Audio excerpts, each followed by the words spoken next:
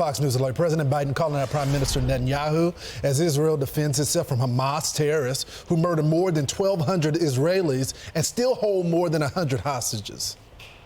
What is your red line with Prime Minister Netanyahu? For instance, would invasion of Rafah, which you have urged him not to do? It is a red line, but I'm never going to leave Israel. The defense of Israel is still critical, so there's no red line. I'm going to cut off all weapons so they don't have the Iron Dome to protect them. There's other ways to deal with the trauma caused by Hamas. But the red line is Rafah. Israel Prime Minister Benjamin Netanyahu joins us live from Jerusalem. We don't have to give you the news. You follow American news as if you're still here, Prime Minister. His red line is Rafah. Don't go into Rafah. What's your response? Look, the president and I have agreed that we have to destroy Hamas. We can't leave a quarter of the Hamas terror army in place. They're there in Rafah. This would be equivalent to saying, you know, after the Allies fought back, gone through Normandy, went through Germany, and you'd say, well, we'll leave a quarter of the Nazi army in place and we won't go into Berlin, the last stronghold. So I think that if the president means by that we should first enable the safe departure of the civilian population from Rafah before we go in, we agree with that. We don't need any prompting. That's not what he said, let's make sure that but that's not what he said. He doesn't want you to go in. You know, I think you have to ask him what he said, because he agrees. He said that he agrees that we have to destroy Hamas as a fighting organization. That's what we intend to do. Look, it's either Israel or Hamas. There's no middle way. I mean, we have to have that victory. We can't have 3/4 of a victory. We can't have 2/3 of a victory, because Hamas will reconstitute itself with these 4 battalions in Rafah, reconquer the Gaza Strip, and do the October 7th massacre over and over and over again.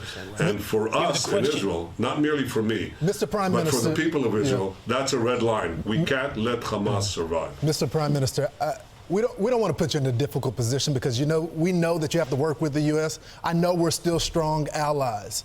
But there's been multiple comments, whether it was a red line from the President of the United States or Kamala Harris saying that we need a ceasefire now. I know there's been conversations in the press about a fractured relationship.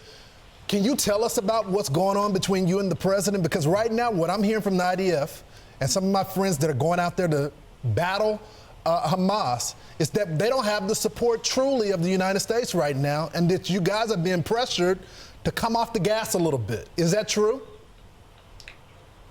Look, we have our agreements on the basic goals, but we also have disagreements on how to achieve them. Ultimately, it's Israel that has to decide. Our neck is on the line. Are they encouraging you to get off the gas, though, Prime Minister? And beheaded.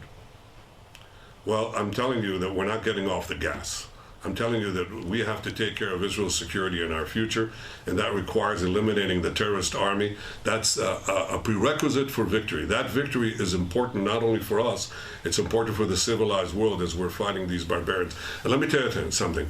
You know, I've seen these recent polls where 82% of Americans support Israel in its battle against Hamas. 82%.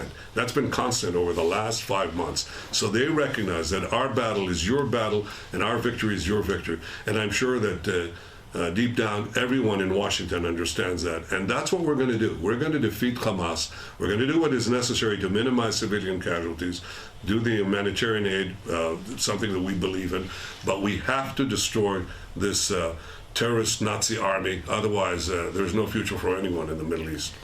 I think everyone, Mr. Prime Minister, is trying to figure out what is meant by President Biden, how that defines your relationship. We're trying to figure out what it means by a red line, what it means by what Lawrence is articulating, and what it means when President Biden says something like this on a hot microphone at the State of the Union. Let's listen together.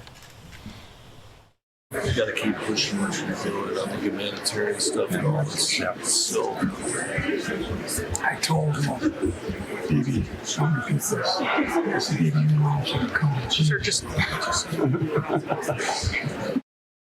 So what does that mean to you, a come to Jesus meeting? I don't know. I'm not familiar with the term, even though Jesus wasn't born that far away from here. I can tell you that if it means having a heart-to-heart conversation, we've had that plenty of times over the 40 years that I've known Joe Biden, and over the 12 or 13 conversations that we've had since the beginning of the war. But ultimately, you know, I'm the Prime Minister of Israel. I'm responsible for the security and future of the Jewish state, and I'm supported in my policies. That's important to understand.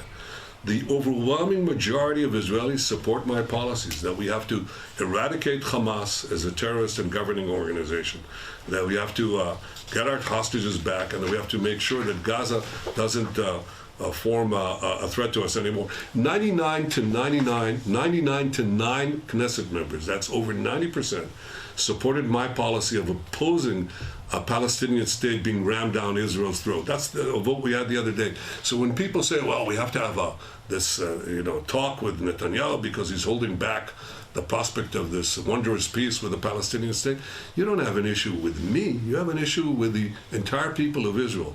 They're really united as never before in uniting to destroy Hamas and ensure that we don't have another Palestinian terrorist state like the one they had in Gaza that could threaten the state of Israel. That's something that the people of Israel are united behind, and from what I can see, most Americans support that as well. Prime Minister Netanyahu, President Biden's been around a long time.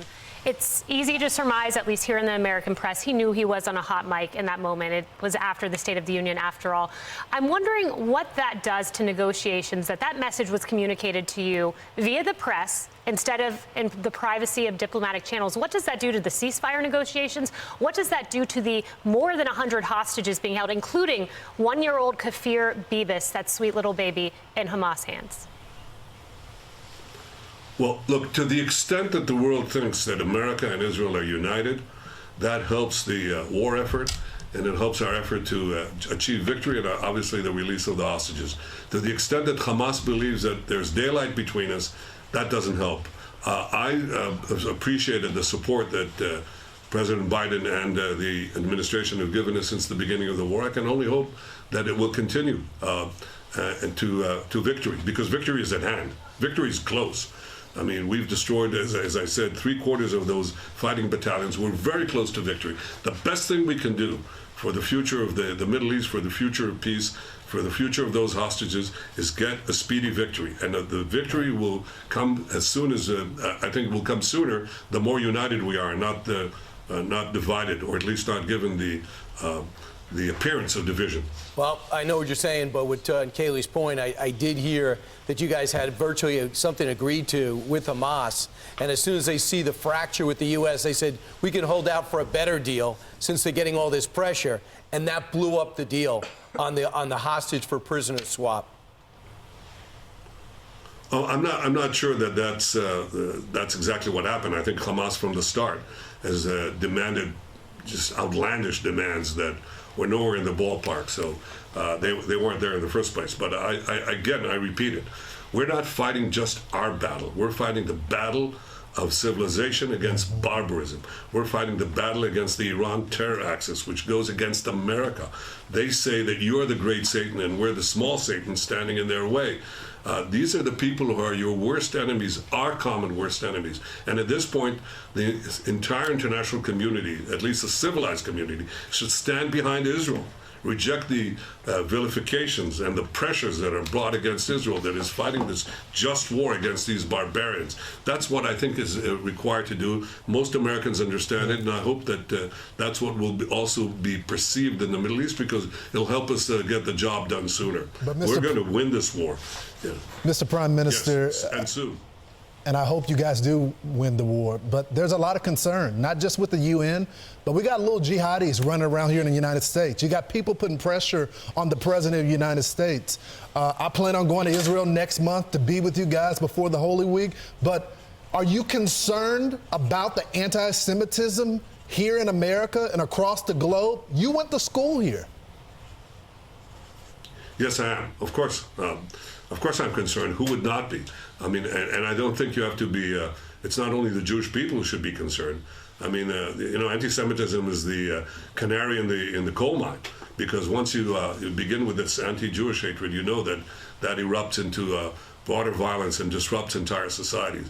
I think that this is a real badge of shame for those who are supporting Hamas. They're supporting these mass murderers, these rapists, these baby burners, and they're supporting it against the one democracy that is fighting them with tremendous odds against a terrorist enemy that implants itself in civilian quarters, that uses civilians as human shields, that uses terror undergrounds, as no army has faced. General Petraeus was here recently. He said, listen, no army is facing what Israel has faced.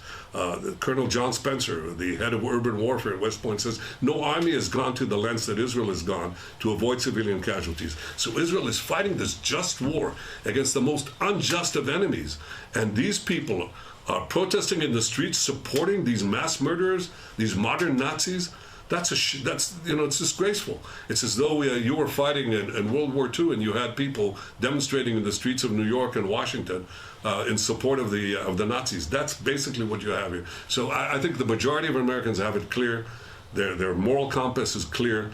They understand that Israel is fighting this battle of civilization. They also understand that we're going to undue lengths to minimize civilian casualties. They also understand that the future of the Middle East, the future of many Muslims, the future of Gazans is dependent on our victory, and we don't intend to give up. We're going to achieve this victory, I hope, with the solid support of the American government, as we've had up to now, and I hope it continues. But one way or the other, we're going to do it. You got to finish got to go for the win, or else we're going to be back here in 18 months right after this with another attack. Prime Minister, thanks so much. Appreciate the time. Hope to talk to you again next week. Thank you. Thank you, Prime Minister.